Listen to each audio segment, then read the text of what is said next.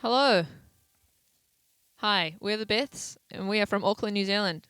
And we're about to play a few songs on WNXP 91.1 here in Nashville, Tennessee. The song's called A Real Thing.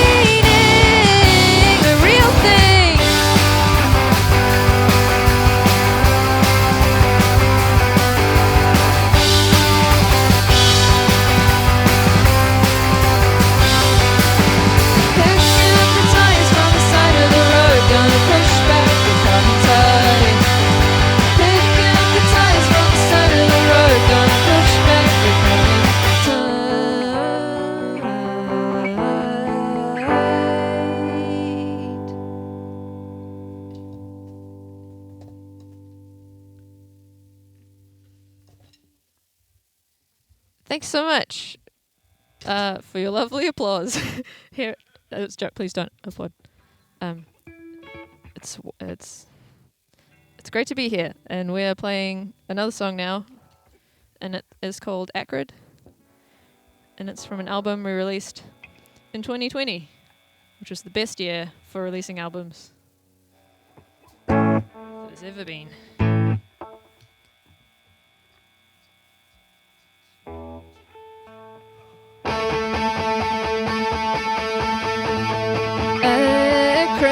The smell of burning rubber is a daily feature when I throw myself into reverse. Check out of my surroundings, packing up so blindly, my back to the universe, like a ship out of commission, like an arrow always missing, I'm always missing.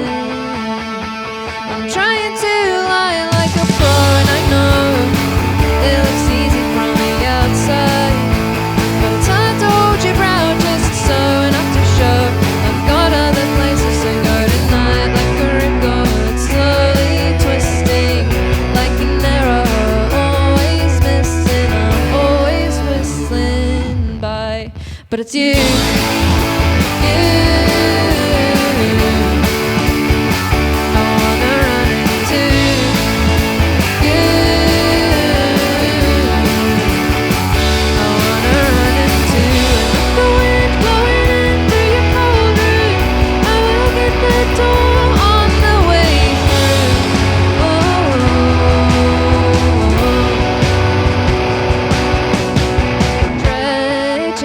The messages I send my mind post midnight are showing seen but no reply.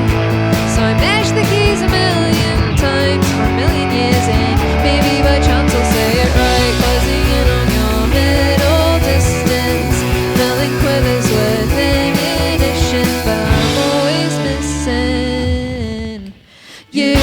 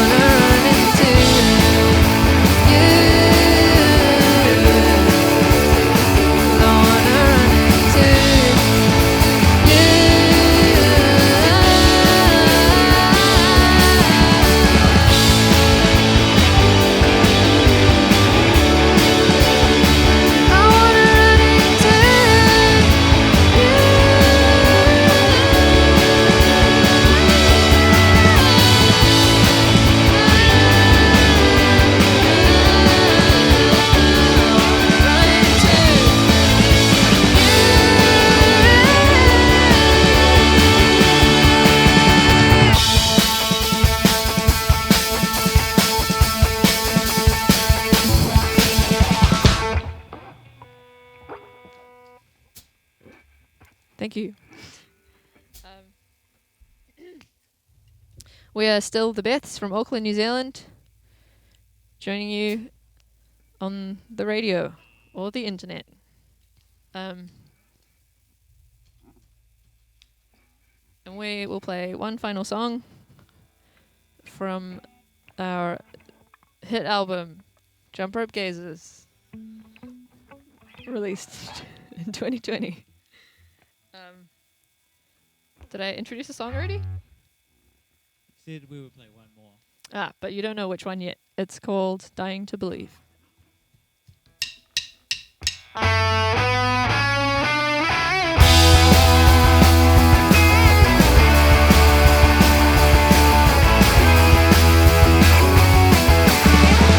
It's such a pity I can feel you building up to a head eruption. I won't try to interrupt.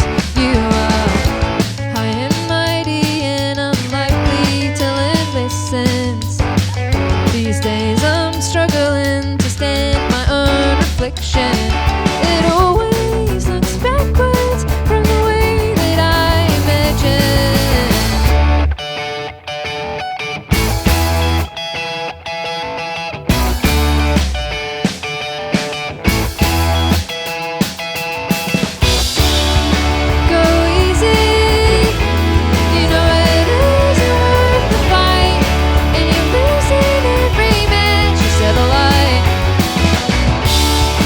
It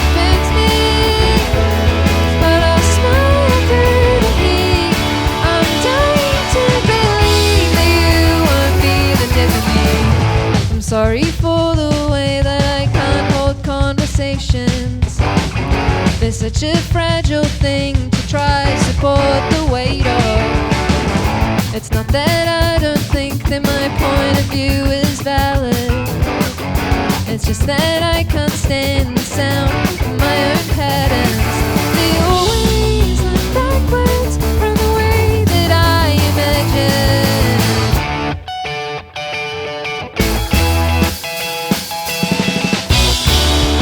Go easy, you know it isn't worth the fight, and you're losing every match you set alight. It bends me, but I'll smile through the heat. I'm dying to believe that you won't be the death of me.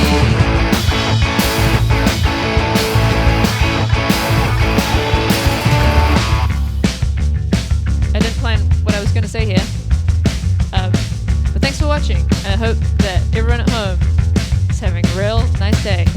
Trying, though I know it isn't right, I'm still trying, with the tension running high and the temp rising, though I know it isn't right, I'm still trying and denying.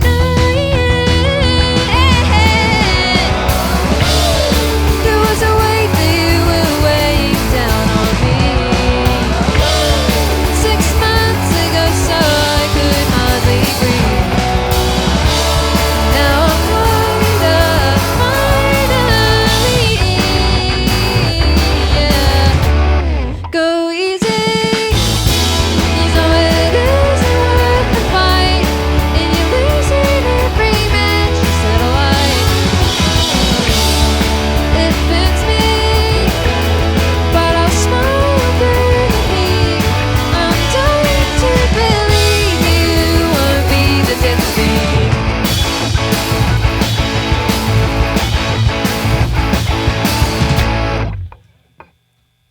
Hey, I'm Ayisha Jaffer. Thanks for joining us at WNXP in the Sonic Cathedral. I am here with the Beths, who I'd like them to introduce themselves because we've got all of them here today.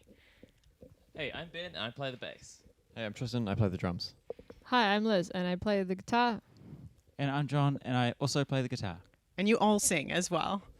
Don't downplay Yes. it. Yes. I'm very excited to have you guys here coming up from New Zealand, you know, on your summer break, really coming up to our winter. So we really appreciate it. The show last night was incredible. This session is amazing. And I'm just so glad to have you guys here.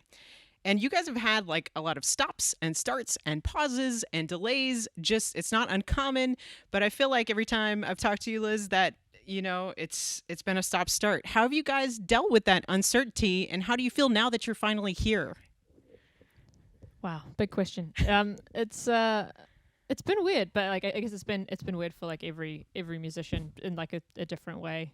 So our version of weird has been that we have been able to play like some shows in New Zealand, and that's been really great for the last couple of years. But every time, you know, something was planned for internationally, especially for the US, you know, we love playing here, and we haven't played here since 2019. It was, you know, you'd have your fingers crossed, but you don't know if it's going to happen. But it seems like it is happening. I don't want to jinx it, but I think that we are here. And so hopefully we'll be able to get to the end of this tour, because it's been really nice, even though it's weird and kind of compromised, and you know, there's all these precautions that we have to take. It's just doing the shows again is excellent. Does everyone agree? Wholeheartedly. Grateful for every day that we're out here. Blessed. #. So what have you guys noticed, you know, as a difference between touring in the States and touring in Australasia? There's way less New Zealanders at the shows. Yeah, all the touring we did in New Zealand was not really under COVID restrictions. So, yeah, it's a bit of a different vibe, going to all these masked shows. Yeah, that's because there was no COVID or little COVID. Yeah. But it's there now, so. Yeah, Nothing catching up with the rest lasts of the forever. world. We have to read people's eyes on the gig a lot, and I've been in trying to get better at that, but there's nothing as encouraging as seeing people sing the songs. So I miss that a little bit. Yeah. But I think people are doing it more now that you can't see their mouths. Yeah. I think you might be right. Yeah, I agree with that. Any other, differences just like culturally or how you tour or how people interact with you or? I mean, this tour's been strange, I guess, just because the element of like the shows are always the best thing about touring, but then you've got these bonuses that are like you get to see friends and like go to restaurants and Meet people after the show. Meet people after the show and stuff. Yeah. So that stuff we're not able to do at the moment. But I don't know. It's still been nice, and everybody's been really lovely. And I think there's a real sense around everywhere of like that we're all grateful to be able to have live music and touring and stuff. That's really, I love that. That kind of brings me into this next thing, though. You've waited for a while to come to tour, and now you have a whole string of sold-out shows, and I think that warrants cardboard cutouts. I think that's when you've made it, right? And I love that they exist so much. I really want to know a bit about the story, which I think you kind of have touched on, is not being able to physically see people. Maybe this is the replacement, but tell me a little bit more about how that came about. So we love the merch table hang, but we instead have decided to play it safe and try We not brainstormed to go for out there. ideas how to replace that post-gig interaction. Yes. And the best idea The first idea that we came up with, First that and we best went with. was some cardboard cutouts. So we've made some life-size cardboard cutouts, and sometimes they're by the merch table. Sometimes we just put them around the room, so they're just hanging out. We set up a white sheet in Tristan's garage and took some photos against it, and tried out our best t-shirt selling poses. Yeah. And then we strongly encourage people at the shows to interact with the figures. Yeah. Still trying to get a hashtag for the selfies with the cutouts. If you can think of any good ones. Yeah. We got our Really best pun struggling. people on it, and they were stumped. I'm going to think about that one. I had a bunch of initials, but they weren't good enough. Hopefully in the future, maybe you'll add audio to those cardboard cutouts as well. They're still, I thought it would be quite funny if by the end of the tour, one of them disappeared or something. But this is not a call to action. Everyone has been very respectful of them. Yeah. Ben's arm has come off one, but That was our fault, not anyone at the shows. The other thing I noticed is people were taking pictures of your backdrop with the birds, and I feel like the worst, like Kiwi American, not knowing what the New Zealand bird of the year is and necessarily what those birds are. But I had to ask the idea behind it, and my guess is the Kias are on the end. But tell me a little bit about that. want to jump interest? You're a bird guy. Yeah, I like bird. I guess we wanted to take some staging around with us, and they're inflatable, so they're extremely light, easy to rig up, and they look fantastic. The artist's Abby Portner, who made them, and they are some New Zealand birds. And the Kea is right, well guessed. Kea, and then we've got a kaka, another parrot. Another parrot, similarly cheeky, and they both have, and the other bird on there is a tui as well, and they all have a very good energy that I think translates well to our shows. Yeah, I didn't think about that. We didn't put like a dopey kakapo on there. No, we didn't. Well, it was also they can't fly, but Yeah. So they would never make it over. How would that look on a backdrop? It would look like they got stuck up there. They don't know what to do. Well, I want to talk music as well. You have a new song called A Real Thing, which has some very literal imagery, and I know was written out of like the anxiety post-election of both the New Zealand and U.S. and of these times of unknowns and unrest. And the chorus seems a bit hopeful when you get to the real thing. So I'm just wondering, what is the real thing to you?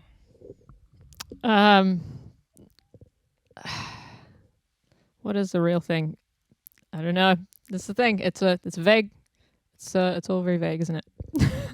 Writing songs, and then you have to answer questions about them.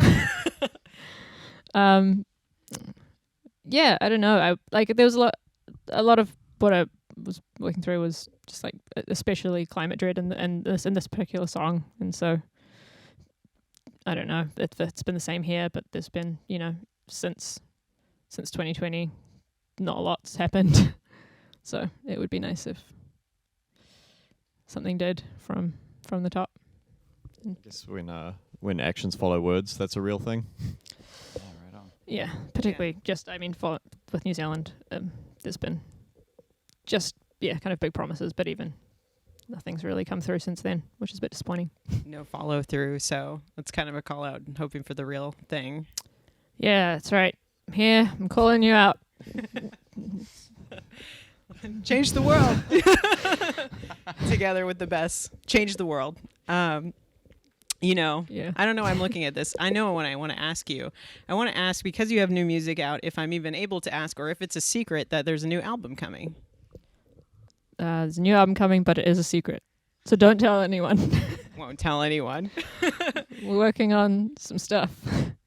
Is there anything we can know? It will have tracks. It'll be at least 40 minutes. The average beats per minute is 146. That's actually true. That's, Fact. I mean, I know that. Yeah, I know you would tell the truth. Is it going to be made in your studio? Yes. Yes. In Auckland, New Zealand, we have a little project studio which over the years has been heavily optimized for recording the Beths. And that's where we have nearly finished this next thing that we're working on. What's your studio's name, or do you have a name for it? I don't have a name for it, but I did paint it kind of a minty green. So it has been suggested that it could be called the Mint Box, which I think is pretty funny. And then there are a whole host of wonderful native songbirds that we could name the studio after, which have been used in the past. But it's silly to name it when it really is just a space to make Beth's albums. It's the Beth's room. There you go. Nope. Still no bad Still ideas in working on it. brainstorming. We're still working on it. Lots of ideas, open to ideas, right? The other thing I want to ask is, like, you guys seem so tight. I know a lot of you have known each other for a long time. You seem like a family, and I know it's not just being in close quarters and your vocal harmonies that keep you together, but what is the secret sauce between you guys staying close as a tight band and a happy family? Guessing games. Guessing games? Like what? Our shared passion for guessing games. Any fact, like I said before, 146 BPM is the average tempo, but we would never say that to each other. We would declare that we know the average tempo of the album and then spend the next 10 to 15 to 45 minutes trying to guess the number. It's not an intellectual game, but it keeps us close. Do you have a jar in the tour bus with like a bunch of M&Ms and then you guess guess the number? We don't. But we would love that. Can you count them before putting them in the bus, though, so that we don't have to? Deal. I'm going to count how many Tim Tams and we'll put them Don't in. count those. Don't worry about it. They're already gone. Well, I'm so glad that you guys have finally made it here. You're on this tour. It's well deserved. The energy in the room is unbelievable. It's so exciting. And I just want to open it up. Do you have any last sentiments that you want to share with people who are listening to your music and coming to your shows? Thank you for listening to our music and coming to our shows. That's all we really want in the whole world. What do you want?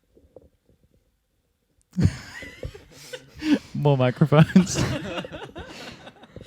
And you, by coming to shows and listening to our music, you enable Jonathan's microphone passion to endure. We are very grateful. It's very hard not to sound sarcastic, but we are very grateful. We are. Is that true? We need a consensus. Wholeheartedly. All right, we've come to an agreement.